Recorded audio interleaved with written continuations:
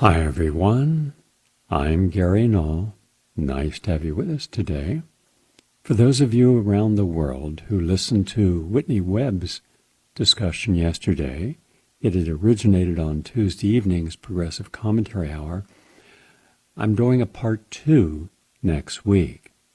But because we're so involved in trying to see who's trying to manipulate our lives in ways that are not beneficial to us, but to them, we're looking deeper into the heavy players, such as Google and Facebook and Twitter. Who's behind this? What agendas do they have? In carrying forward that message, today you're going to be hearing my guest in just a few minutes. I'm going to go from health and healing right into a break and then to our guest. And it's someone that you probably have not heard before, but you will, and I think you're going to find it riveting. His name is Zach Voris, V-O-R-H-I-E-S. He's a former top Google engineer who worked in the Silicon Valley giant for office for over 8 years, and he also was one of the top people in Google's YouTube division before he discovered what he called the machine learning fairness. I was so impressed with the pre-interview that I decided to have him on for a long segment. Now, in fact, such a long segment that today I'm going to devote 45 minutes of my program to him because you're going to hear things you did not know. He ties in COVID with the deep state. He's tying in things that you have not heard about Google, what's really behind the scenes, what's going on, the control over the media, the control over Congress, why nothing changes, why they come before Congress and lie, and there's no consequence.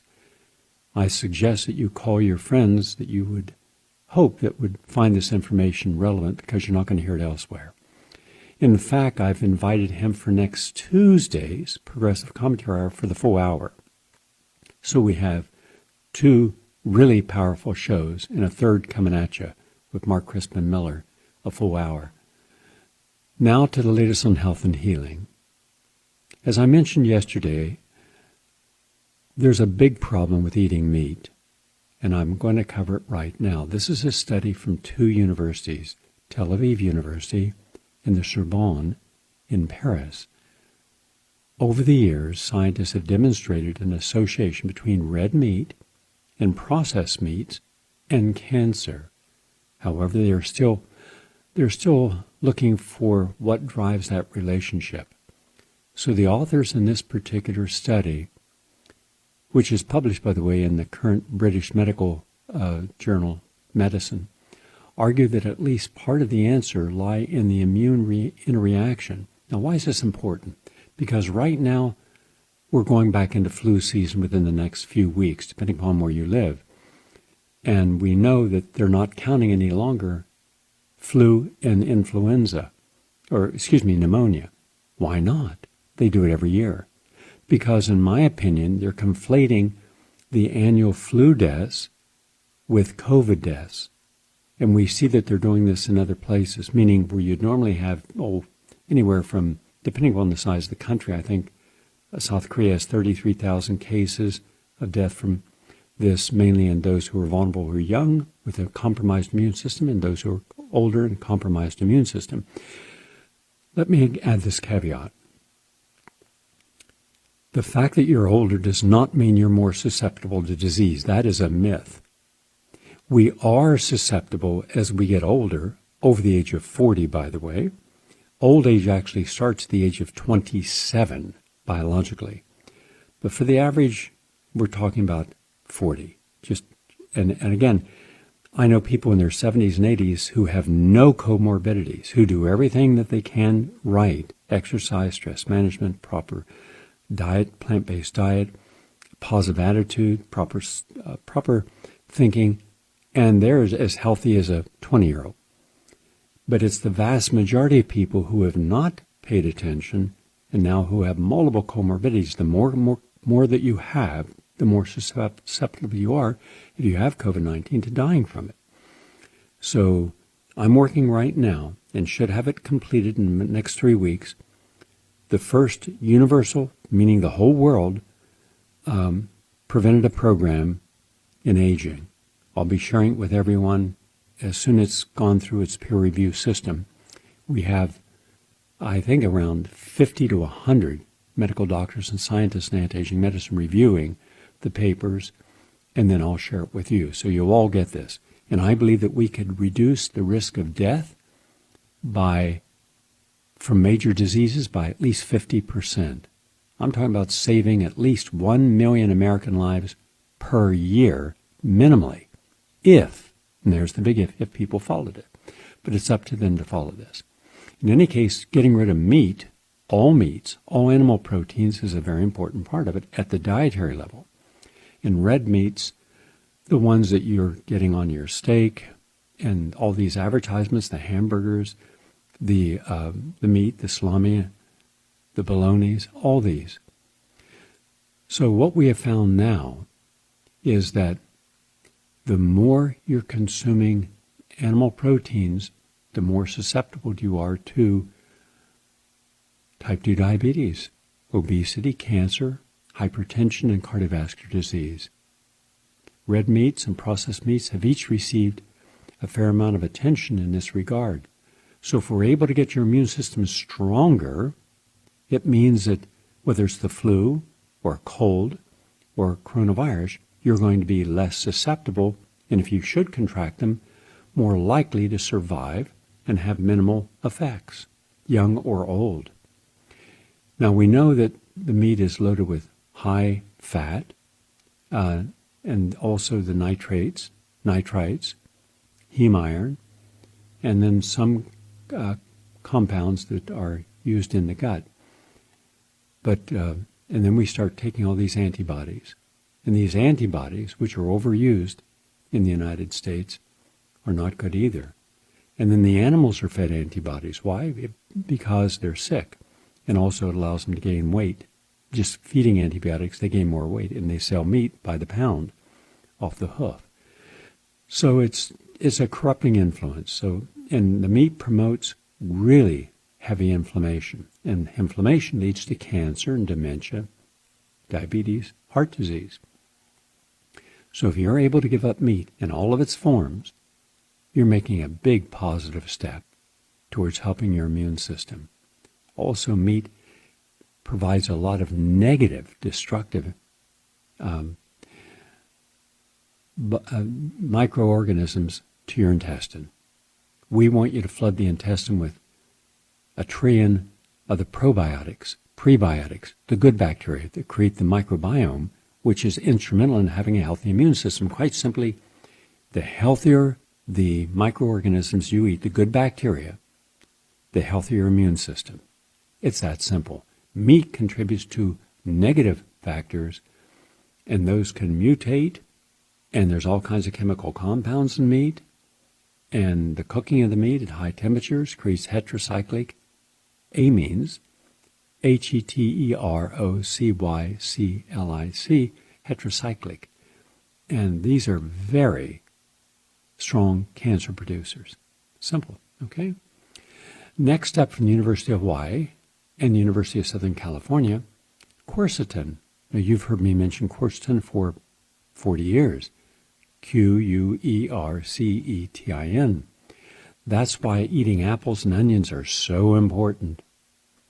2 apples a day, phenomenal for you. Onions, terrific. Either lightly cook them or, better still, raw, sweet onions, and pour lemon juice on the onion. Gives a great taste to it. Put it in a salad. But quercetin, which is throughout nature, has been identified as one of the most beneficial flavonols in preventing and reducing the risk of pancreatic cancer. Now, although the overall risk was reduced among the study participants, smokers who consumed foods rich in flavonoids had significant greater risk lessened. So if you know someone that smokes and won't give it up, at least get them to take quercetin. This was published in the American Journal of Epidemiology. Very important study. They also, researchers in Germany, and as well as University of Hawaii and University of Southern California, track food intake and health outcomes in 183,518 participants in the multi-ethnic cohort study for 8 years. So it's a big study, a long study, multiple study centers, and they determined that the flavanol, quercetin, has a very positive impact upon not developing pancreatic cancer, and especially in people who smoke. All right, just something more. And also, this is from St. Louis University School of Medicine. Spearmint. Yeah, spearmint. You can grow spearmint, by the way. Easy to grow. Peppermint's easy to grow. Basil's easy to grow. I like to grow lemon basil, and it gives a salad a much more interesting flavor, and even sautéing it, lightly sautéing it, when you're making a nice sauce. So here's what it does. It improves memory, improves concentration, and improves brain function. So that's good. So have yourself some spearmint. Get some spearmint tea. That's a good replacement for caffeinated tea. All right? Something simple, something easy, rich in antioxidants, been around a long time. Most people don't use it. Oh, and by the way, from the Quebec Research Center, publishing an article in the highly respected Annals of Pharmacotherapy, when you take vitamin C and vitamin E, it decreases the risk of cognitive impairment and dementia. Very good study. It's part of the Canadian Study of Health and Aging. And they track people for a long period of time, 5,269 people. And those who took vitamin C, the way you and I would take it, and vitamin E, you're protecting your brain. And that's a big plus. That's it on health and nutrition. I'm Gary Null. We're going to take a break and come right back. Please stay with us. In just a moment, we're going to go to my guest for about a 45-minute interview. However, real quick, I just want to let you know that I've invented a new product, and this is part of the support for this important radio station, and it's called Green Apple and Lemon Stuff. It's a delicious tasting powder. People must think it's, oh, maybe that's for the summer. No, this is every day of the year. If I tell you to go and Google green apples and look at all the scientific studies, I have a list of all the peer-reviewed studies of what green apple does and lemons do. It's about 30 pages long. So I don't make any claims. I won't make any claims. I'll just simply say that there's a reason why for the last 40 years I've been telling you every day to have green apples and lemon. Now, it is a hassle sometimes for some people who don't have juicers or don't go out to get green apples, or maybe green apples are not in season, especially Granny Smith's, and the most powerful of them. So it just makes it a big convenient way.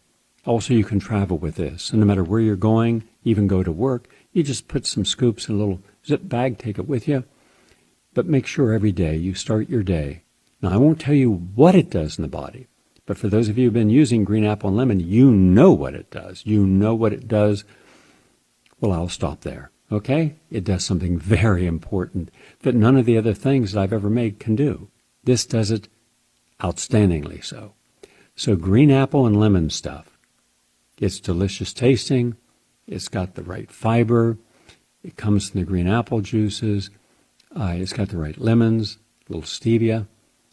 Now, here's what I'm going to do to help a lot of people learn how to shop healthily and cook to make dishes delicious and nutritious. I'm giving you a video, a documentary called Shopping and Cooking Healthy.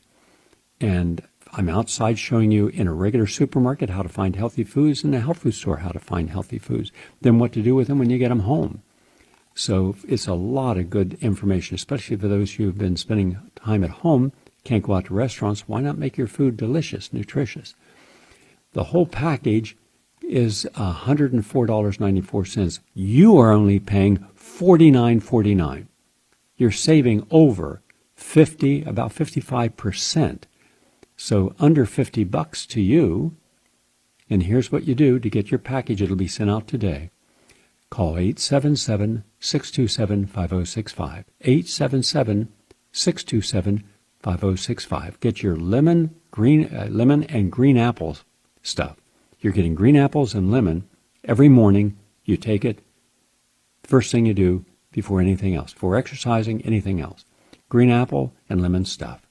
It's only $49.49, and it'll be sent out today. Call 877-627-5065, or those of you who order directly from Neil in our vitamin closet in the office, you can call him at 646-926-5430,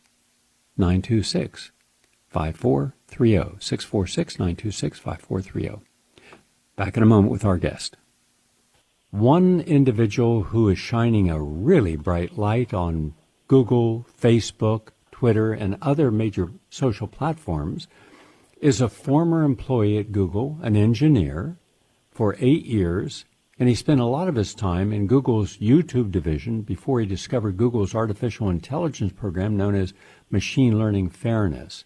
After investigating this program through internal Google documents in his possession, he turned whistleblower and delivered 950 pages of company documents to the Department of Justice and released the same amount to the public. He's now suing Google. But today we wanted to ask Zach Voris, Vorhies, that's his name, about issues involving Google and Facebook, and because it's certainly within their means to influence the election by means of their technology to undermine, conceal, or ban certain news and opinions from going viral. For example, many small news channels have started on YouTube just within the past year or two, and already many are being systematically banned on a regular basis. Also, Facebook has stated that if you come out with any opinion that challenges the official version of the World Health Organization on vaccine safety and efficacy and on coronavirus, and there are lots of legitimate questions and challenges by scientists and physicians on that, on how it's treated and how we should be putting emphasis on prevention and then helping people who have comorbidities, who are the ones most susceptible, and getting society back to normal, you'll be banned. Not only banned, deplatformed, you'll be shamed, you'll be attacked. And suddenly out of the woodwork come all these sock puppets and others who, for people with outstanding reputations, never a controversy, now they're shamed. For example, Mark Christian Miller over at New York University, a tenured professor. He teaches a course on propaganda, a very popular course. And when he suggested that maybe the science isn't 100% in favoring masks, that there's science that show that viruses, particularly the COVID viruses, can penetrate masks. And the science supports that. Now, that's not to suggest a person shouldn't use a mask, but it's to say that if people think that any mask they wear is going to protect them from the COVID virus, and then they're adhering to the social norms, they don't have the full picture. And therefore, he wanted to present a more balanced and scientifically accurate. There are studies showing it doesn't work, and studies showing it does, but not to the coronavirus, but it does from large water molecules that can come out of your mouth, up to 500,000 with a sneeze or cough, and how far they go in the air and how long they last on surfaces, etc. So there's reasons to be concerned that we're not being overly propagandized. Yet he was attacked, and now they're going after his job. The MD, PhD, one of America's leading epidemiologists at Yale University, who's published over 300 articles in peer-reviewed journals, and he said that the hydroxychloroquine in combination with zinc and zithromycin was extremely effective, in fact, very safe. Babies could be given it. And there are thousands of cases reported by doctors around the United States and the world recurrently of it at low doses, 200, 400 milligrams a day, can be used prophylactically, but also if you get it in the first 7 days, it can help stop the virus. And he was attacked. Oh, my goodness. Everything on the Internet now is attacking him. Now, mind you, we went back and looked into his 30-year career. He never had a single controversy. He sits on the editorial board of multiple peer-reviewed scientific journals. He's the top epidemiologist at Yale and one of the top leading 5 in the United States. So all these people with impeccable backgrounds in science and medicine, they're all being trashed. All of them. Thousands of them. And so they're fighting back. The latest petition has over 50,000 scientists and physicians signing it. saying we should stop the lockdowns. They're not working. They're contributing and worse than the virus itself. They're not saying the virus won't kill you, and they're not saying it's not real. They're saying our response is wrong. And now when you look at the actual statistics, it's less than the actual, or about the same as a bad flu season. Well, we don't lock down society and destroy people's lives because of that. So it's overreacting, but guiding all this is not allowing honest scientists and physicians or journalists to have a story. They ban them and attack them. So we're going to get into this. And Zach, welcome to our program. Thank you, Gary.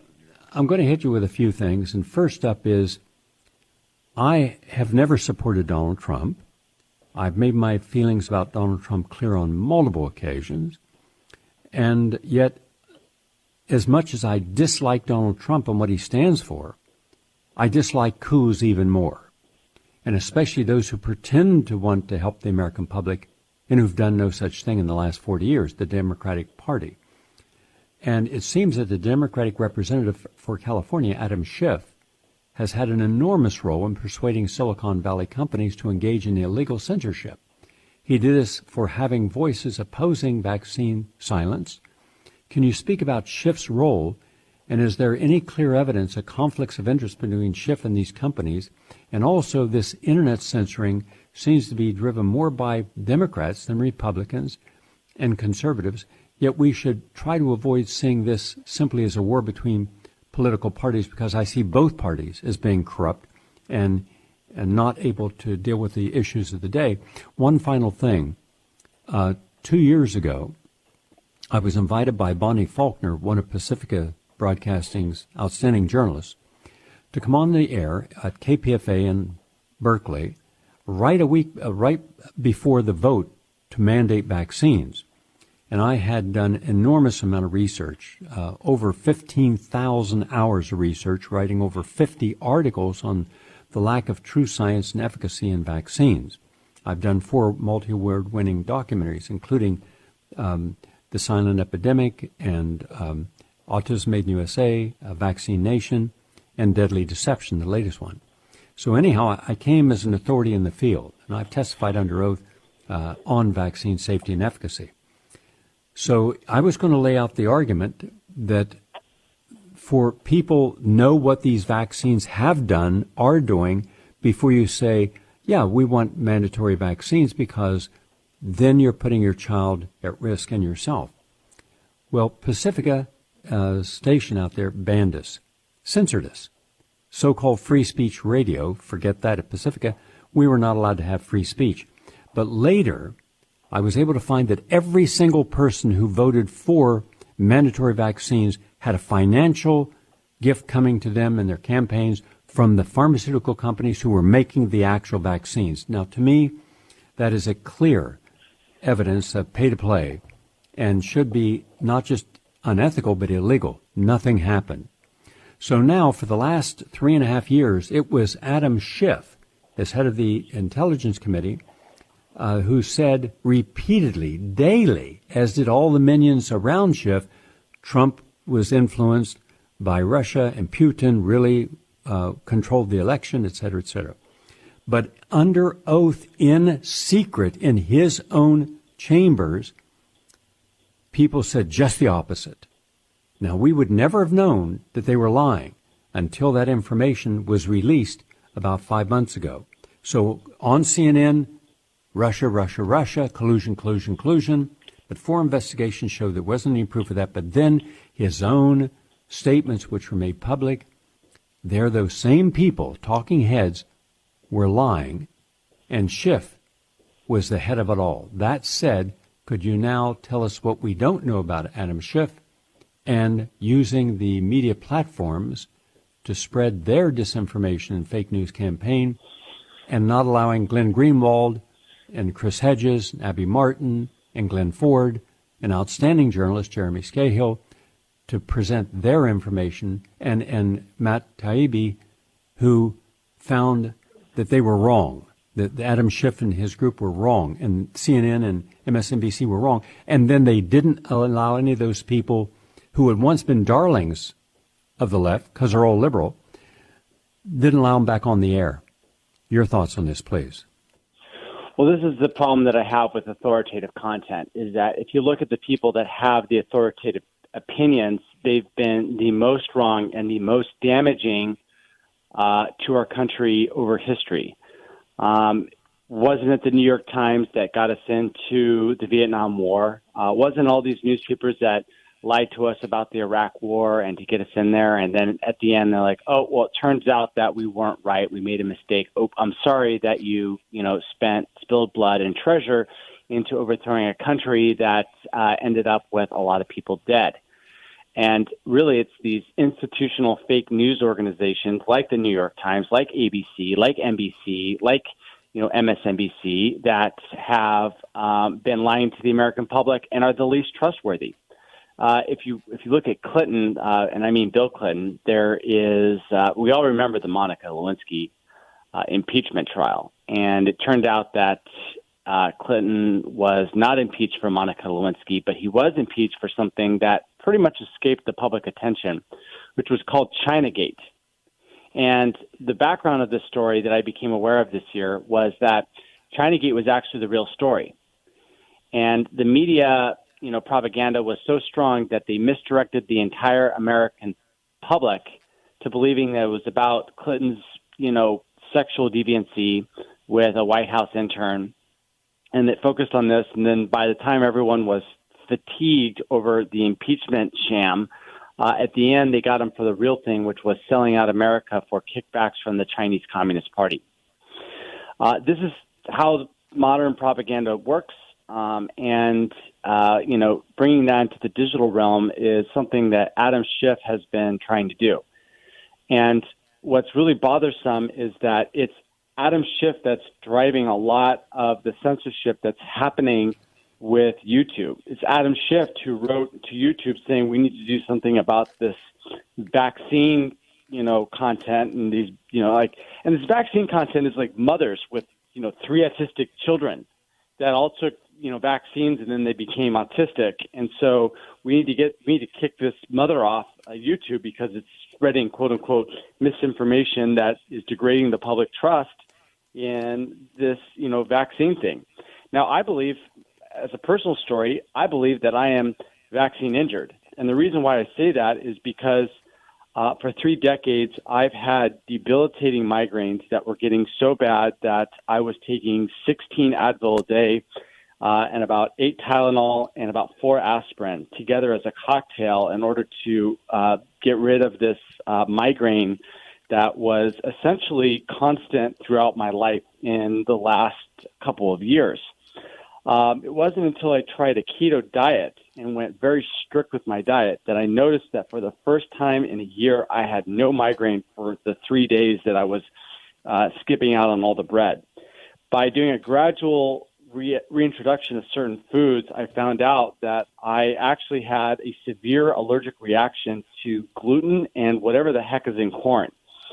And if I eat even soy sauce, which contains a little bit of gluten, then I will get a reaction over the next 48 hours that, floors me in a bed. And I can't get to sleep unless I take super hot showers that open up the blood vessels in my brain.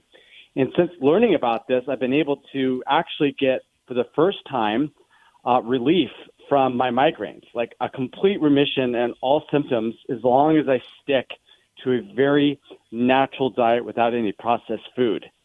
And looking back, I realized, I'm like, well, why is my body having such a, incredible reaction to this gluten thing? And this brought me into the world of vaccines and realizing that the way vaccines work is they reprogram your immune system so that it detects a new allergen, a new antigen, as a foreign substance that the body needs to make antibodies for.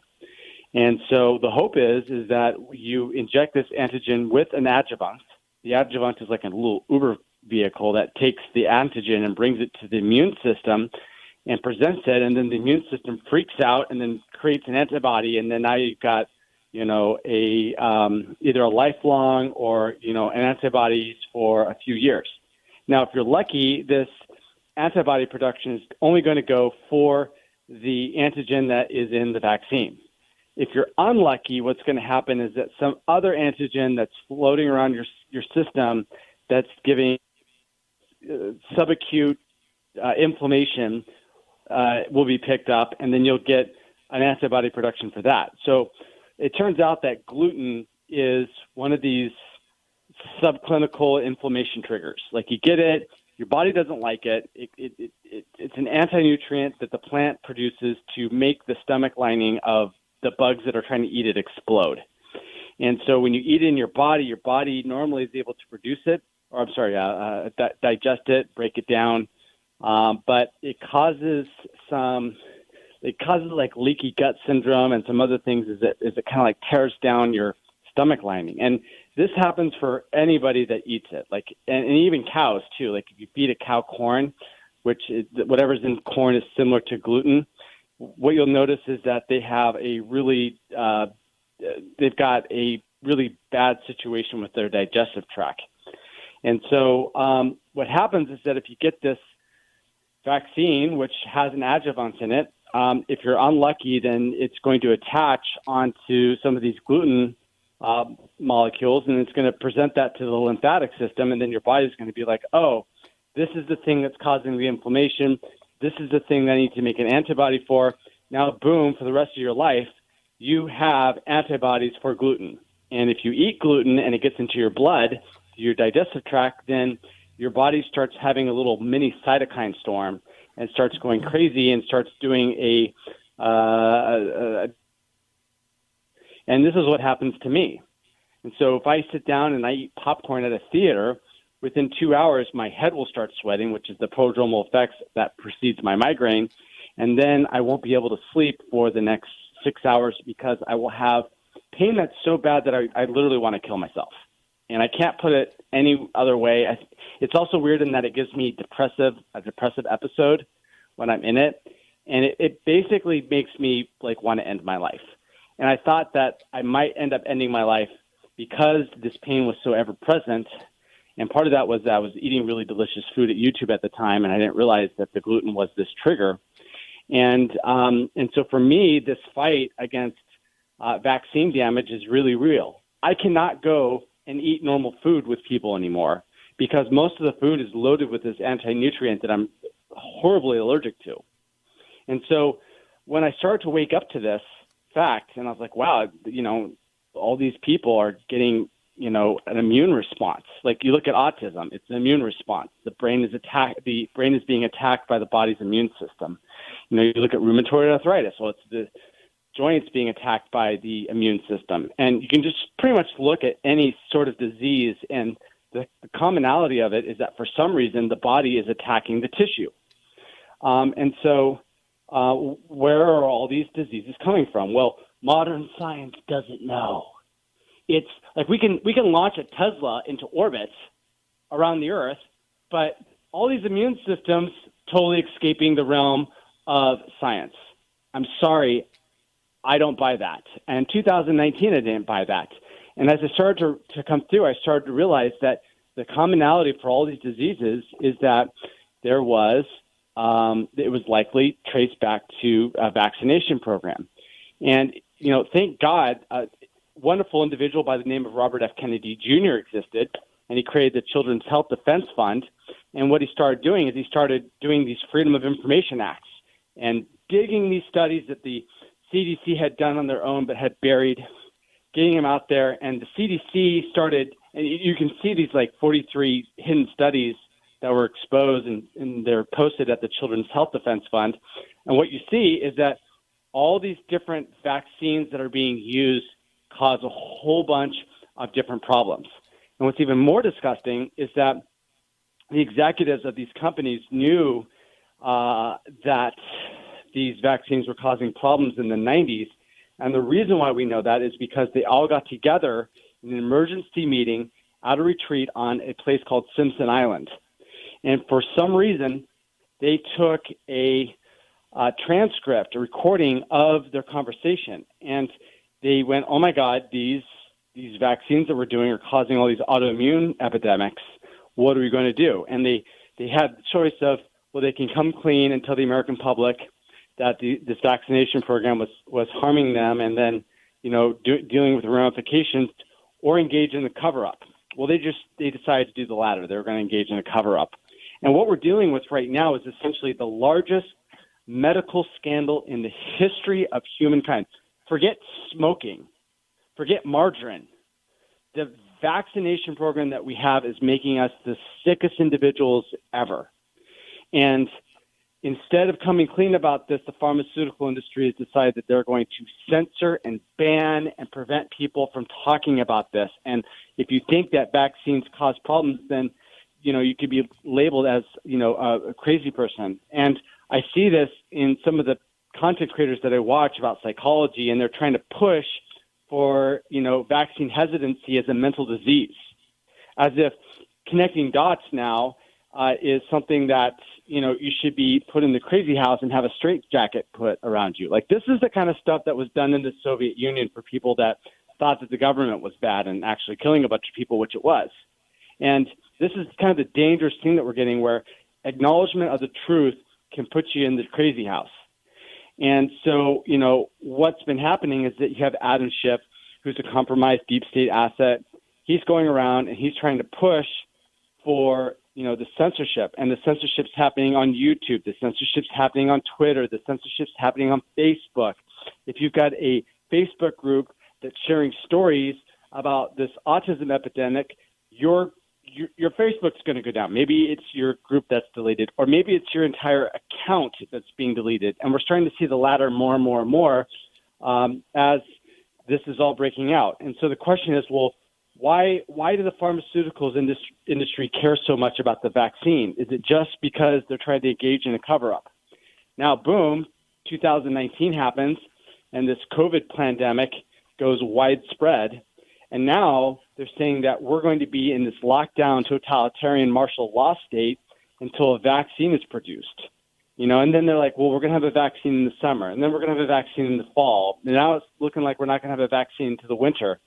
And what's really interesting is that I remember when this thing first broke out, there was a technology company that claimed that they could produce a vaccine in a matter of 48 hours, and that they had done it. It was a proven technology.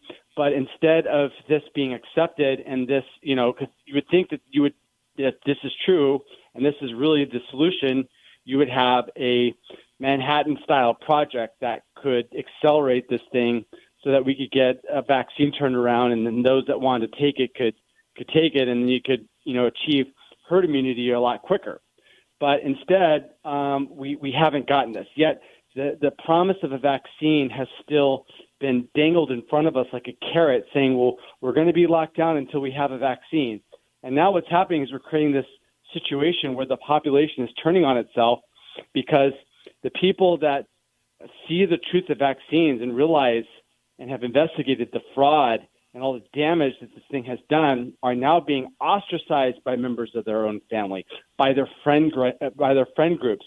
Why? Because it's now being beaten into the public that this vaccine is necessary for life to return to normal. And this is such a dangerous precedent that's being put.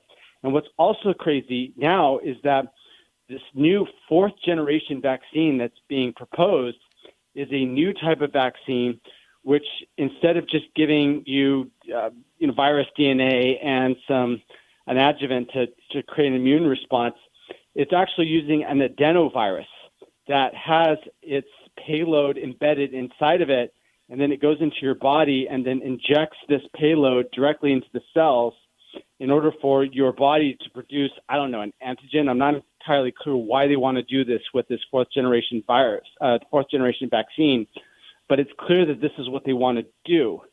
And so this new vaccine, you would think that you'd want to have a lot of testing that would be applied so we make sure that it's safe. But instead of that safety testing, what they've opted to do is grant blanket immunity to all of these vaccine companies so that whatever happens, you don't get, you can't sue them. And what have we seen with a lot of these trials is this of these different vaccines? You're seeing up to 70% of the people getting a very life-altering immune response in response to this vaccine. that's a horrible condition. And 70% seems almost like a number that wouldn't be real. But for whatever reason, this is what's going on with this vaccine. And it's something that we should resist at all costs. But unfortunately, it's no longer a left versus right issue. It's literally an issue between those that are susceptible to this globalist mainstream media propaganda and those that see it for the lies that it is. And so, adding to this is the problem that anyone that's trying to propagate information that shows the truth about this vaccination program is now liable to be completely eliminated from the internet.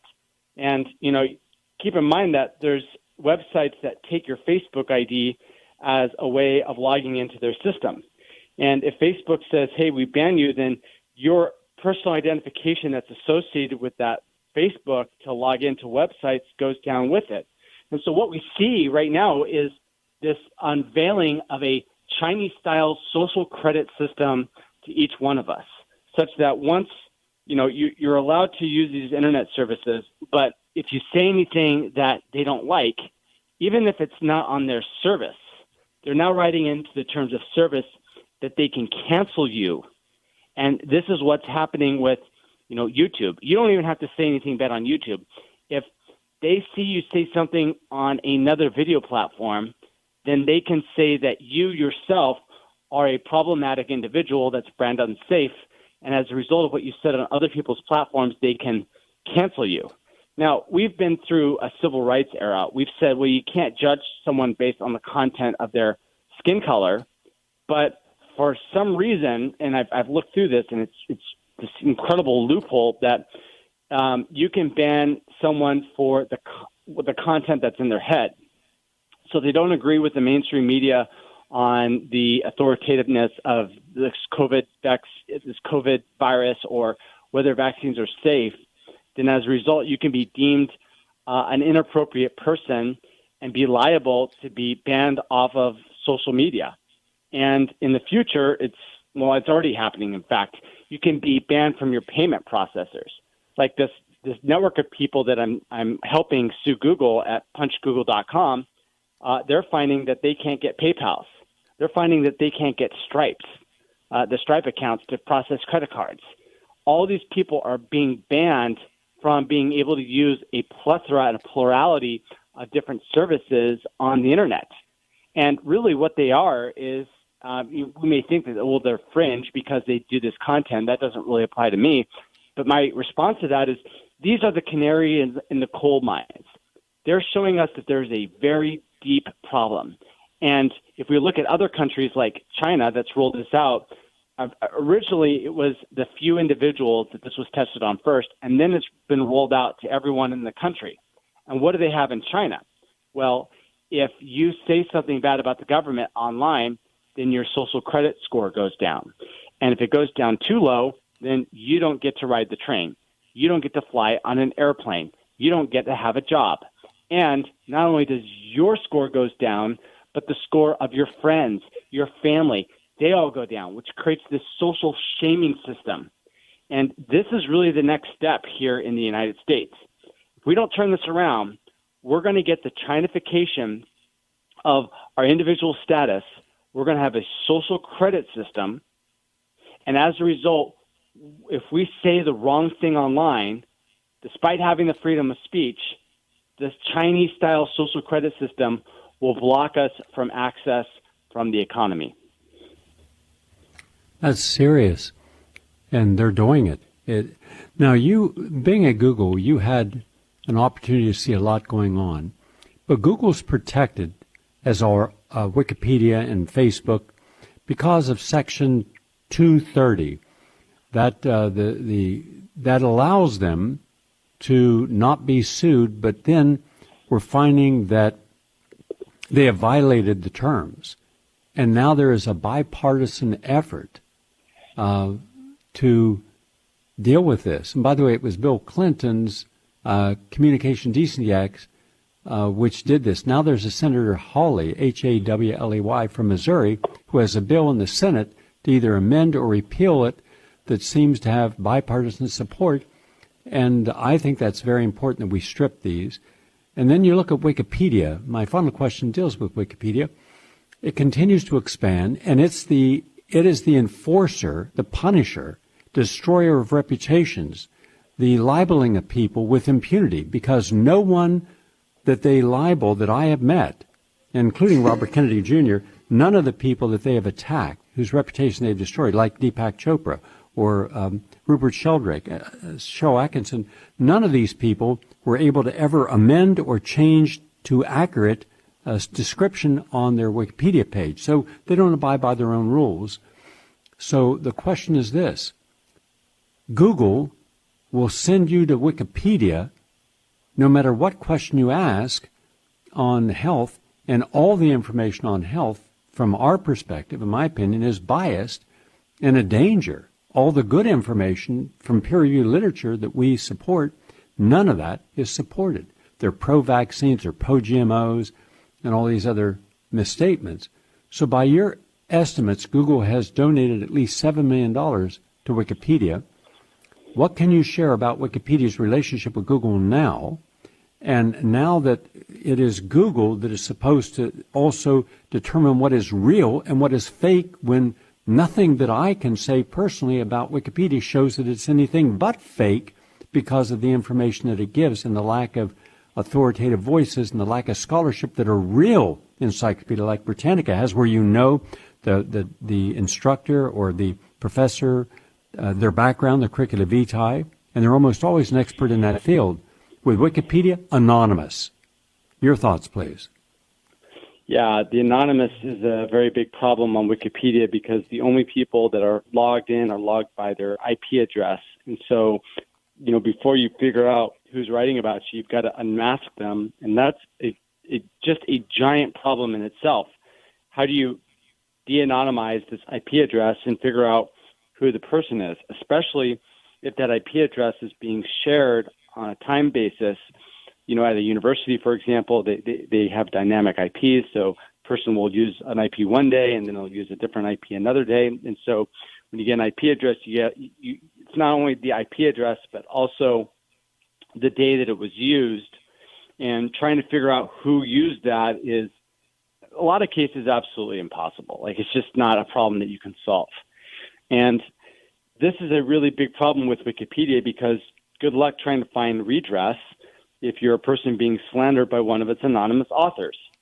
Now, my high school teacher told me never to use Wikipedia as a source, that it's biased and it's poisoned and it's vandalized.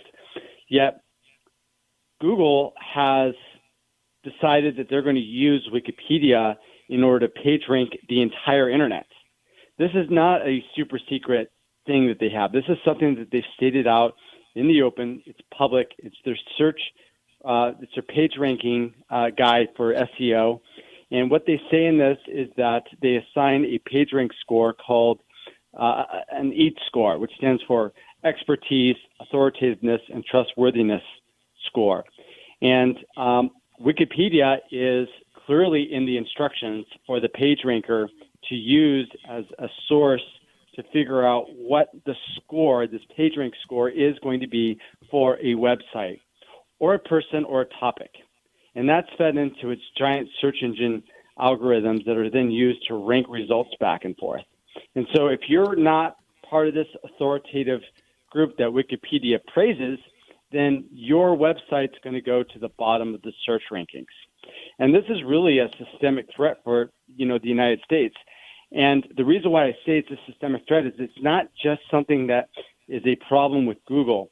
It's something that's also a problem with one of Elon Musk's companies called OpenAI and their GPT-3 project.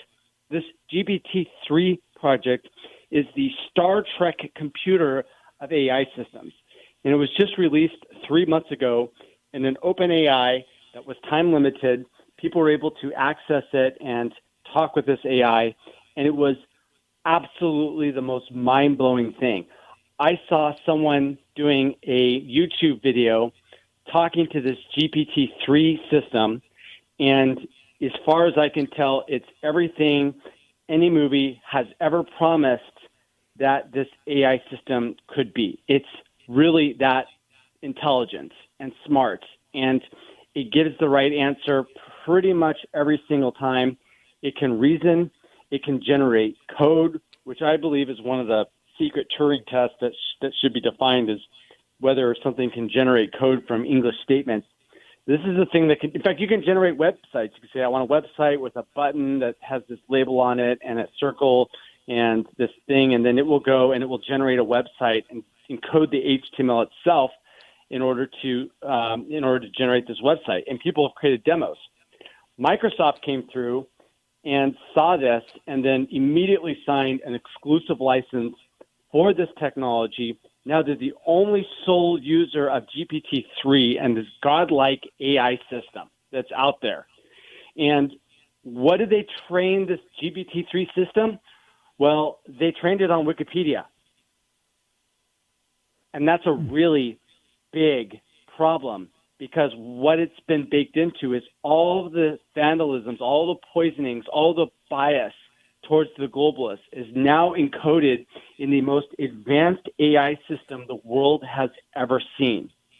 The ramifications of this are it's scary. Like I watched this video about this guy interacting with this GPT-3 AI, and I was absolutely terrified because I realized that this was an intelligence that I had never heard or seen before.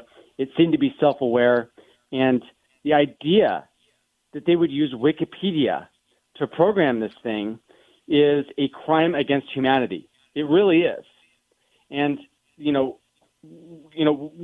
we have to fix Google, but a bigger problem that we're not really talking about much yet in the media is what are we going to do about this Wikipedia problem? And this isn't something that, is a conservative issue. The guy who created Wikipedia, Larry Summers, I believe his name is, he's come out and he is saying that Wikipedia is gone rogue. It's been infiltrated. It's been hijacked by bad actors, and it's being turned against the United States. And now his goal in life is to defeat Wikipedia by creating a truly neutral platform, an information source that can't be co-opted like Wikipedia has been. And this is a real big problem because if Wikipedia serves as your source of truth, then anything that is based upon this is going to be skewed. And when I warn people about what will happen if these globalist technocrats take control of society and unleash this, AI social credit system, you're going to be managed by an AI that gets its source of information from what Wikipedia has to say about you. How scary is that?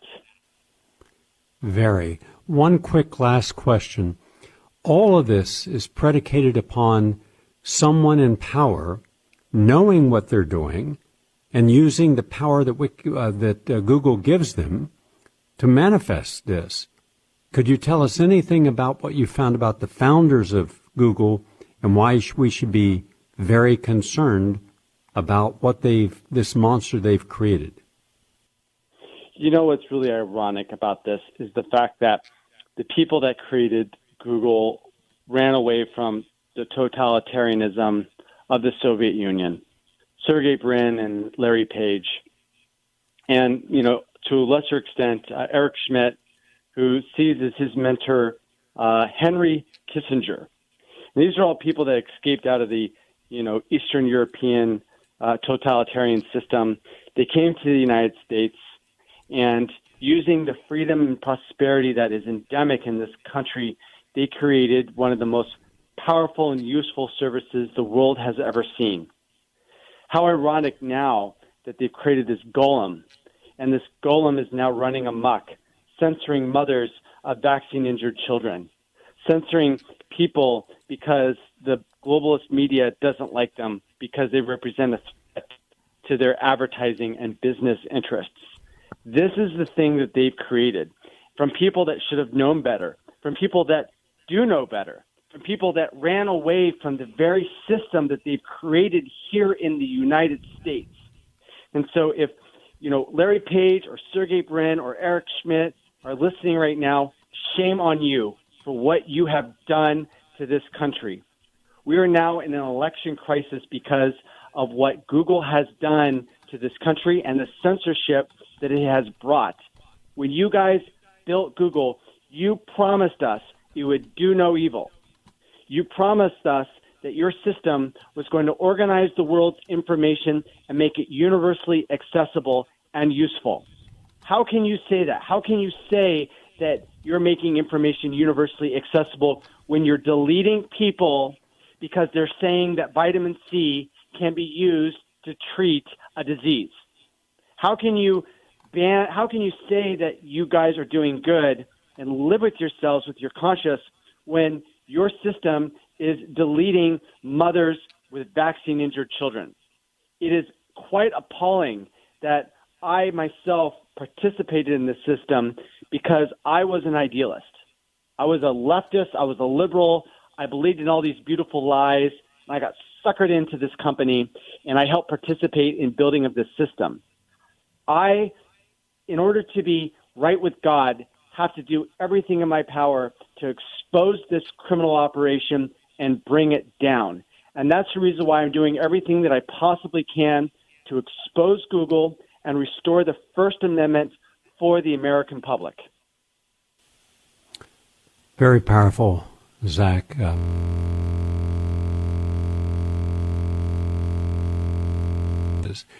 The company certainly has the means to destroy people's reputations if it wishes. In this regard, Wikipedia is one venue for attacking individuals directly with impunity in ways that negatively impact their lives and even livelihood.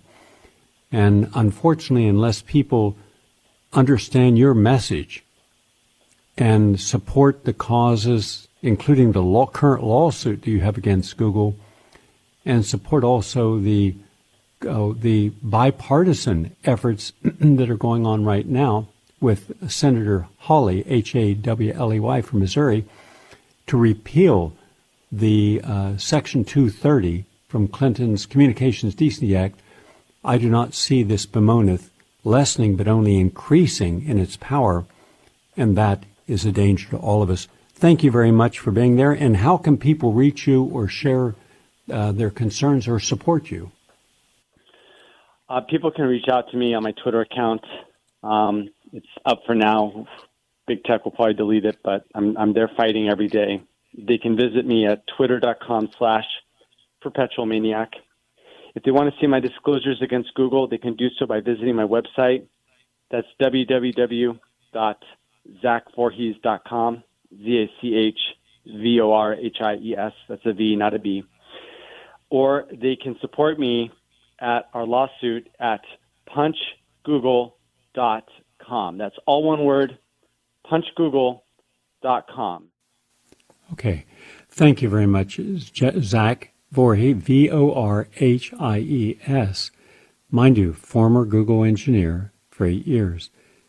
Now, we're going to continue this conversation for a full hour, and we're going to get into how they influenced the 2016 election, influenced this election, and all the different groups they have formed off of these platforms that are controlling the news. As you heard, now Google is sending you directly to Wikipedia to get what are facts versus what is myth. And yet everything that they say about health is a myth on Google. So it's just imagine the disinformation when you have 500 million people a week using Google search engine. And anyone who claims otherwise, you're completely dismissed. So we're having Whitney Webb back, and we're having him back for an hour next week. Final mention that we put a lot into our PRN newsletter every week. And if you'd like a free copy, there's no charge for it.